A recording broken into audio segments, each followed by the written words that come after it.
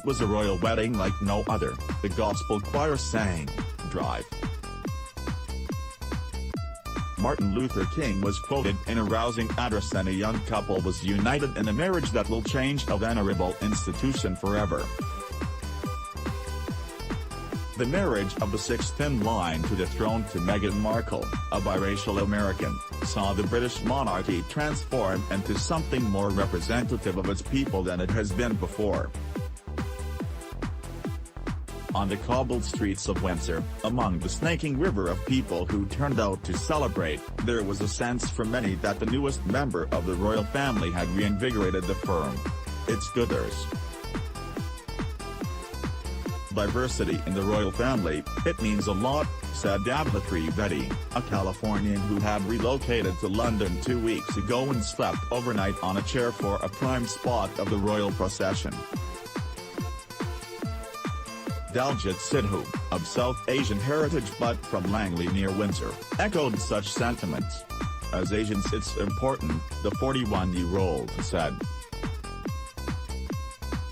"I was born and bred here, but you were always different. 10 years ago you wouldn't have thought this would happen." Pageantry with majesty. Much has been spoken and written about the newest member of royal family shaking up the establishment. But for all that was different about this royal wedding, there was still the pomp and circumstance of old royalty. It was an impeccably choreographed wedding. A marching band paraded through the streets, aristocrats arrived and departed in supersized hats. Overseeing the service was the Archbishop of Canterbury. No one does pageantry with the majesty of the British. It comes by virtue of hundreds of years of practice. An estimated 100,000 had descended on this picturesque town 20 miles west of London on a glorious spring day to witness a wedding that has charmed not only the inhabitants of the UK but millions around the world. From Wales, Scotland and Northern Ireland to Ghana, the United States, Switzerland, and Australia, thousands were captivated by tradition and glamour. They lined the cobbled streets, snacked on sandwiches, drank pints and waited and waited, and waited, for a chance to say "I was there." There was joy, giddiness and much affection for the couple, now one of the world's most powerful and influential pairings. In this part of England, for Saturday at least, everyone was a royalist and romantic. 73-year-old Australian Carleen Quirk had been sleeping on the streets of Windsor for 2 nights to ensure she was in prime position to witness her 8th royal wedding. Why does the British monarchy seduce and enchant so many? Having a royal family as head of a country is stabilizing, explained Quirk. And Meghan is a breath of fresh air. For Histria Solar, from the Dominican Republic but in London visiting friends, it was an opportunity to experience something usually seen in Disney movies. "It's not often that you see a prince get married," she said. She was just a normal girl. Love and Britishness. Prince Harry and William are also, of course, the sons of Princess Diana, and much interest in them stems from memories of her, a woman loved by the people, but whose own fairy tale wedding ended in divorce. Though living extraordinary, unusual and privileged lives, it is the brothers' ability to appear as regular men which has helped the family overcome the tumultuous final decades of the last century. Images of the young princes walking solemnly behind their mother's coffin remain strongly etched in the memory, so there has always been much goodwill for the boys who have now found love and married women considered unthinkable as prospective royal brides only a generation ago. "My mum was a big fan of Diana and we got raised on that. Harry has his mother-like ways with the public. He's a people's person," said Daljit Sidhu. For all the ostentation, for all the millions spent, this was a day for all generations and all people. Windsor was filled with the sound of ecstatic cheers and jubilation in a celebration of love and Britishness. Along the tree-lined long walk in front of the castle, where the majority of the wedding watchers congregated, families and friends gathered to eat, drink and party. Even at 9 a.m. an orderly line had formed for chicken and French fries from one of the many food trucks. Some wore dresses inspired by the UK flag, others donned paper crowns on their heads and simply waved flags towards the azure sky. Polish-born Angelico Kasperska had brought a ladder and binoculars for the occasion, a wise move when next had to be craned for a glimpse of the great and good.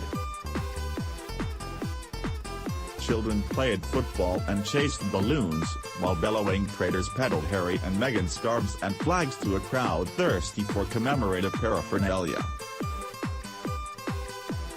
The sight of homeless men, some sleeping, some sitting on the streets, was a reminder of the problems still facing this society, as it was 8 years ago when the public mood before Prince William's wedding was weighed down by recession, unemployment and austerity.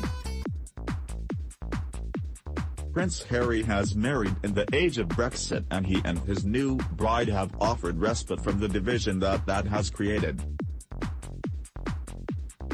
Gasps of delight ahead of the ceremony. There was applause from the throng on the long walk as big screens broadcast the first glimpse of Prince Harry arriving with his brother and best man Prince William. Both wore the frock coat uniform of the Blues and Royals Regiment, made specially on London's Savile Row. It was showtime. Every familiar face was greeted warmly, with as much affection reserved for the mother of the bride, Doria Raglan, as the future king and father of the groom, Prince Charles. Wedding watchers gasped on first sight of the bride's dress, and there was an audible intake of breath when the train emerged. The crowd cooed as the cameras flicked to a nervous-looking Harry and clapped as Prince Charles took Meghan by the arm before presenting her to his son. There was the glitz associated with any great royal wedding. The bride arrived in a Rolls-Royce and departed in a gilded carriage. She wore a Givenchy dress and Cartier rings. But it was the zeal of the most reverend Michael Curry's stirring address which ensured that those watching were left in no doubt that this was now not the British monarchy as they knew it only yesterday. It felt different. It was different. The African-American bishop began and ended with the quote from Drive. Martin Luther King, he talked of discovering the redemptive power of love. He compared the power of love to the power of fire, mentioned Instagram and caused a chuckle when he promised to wrap up his lengthy oration so we can get you two married. There was a sense that the crowd on the long walk did not know what to make of the groundbreaking moment, but they reserved some of their loudest cheers for Curry upon the conclusion of his sermon. "This is history, thank God the world is watching this," tweeted Black British TV presenter Oraduba. "Never seen or heard a ceremony like it. This is history."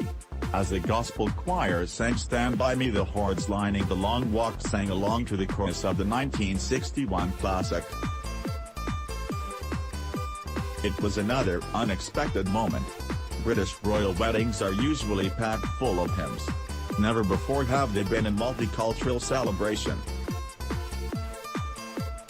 Sleep-deprived and jaded, the crowd's energy understandably abated until returning to full voice and renewed vigor when Prince Harry walked out of the chapel arm in arm with Meghan and embarked on a procession through Windsor's streets and park.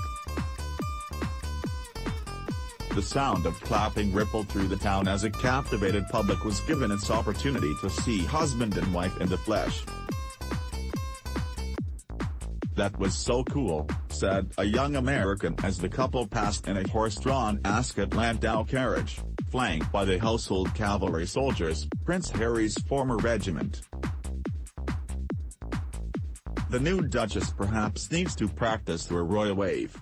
It must be from the wrist, always from the wrist. But scorn cannot be poured on an occasion such as this. As the Most Reverend Curry said in his sermon, two young people fell in love, and we all showed up.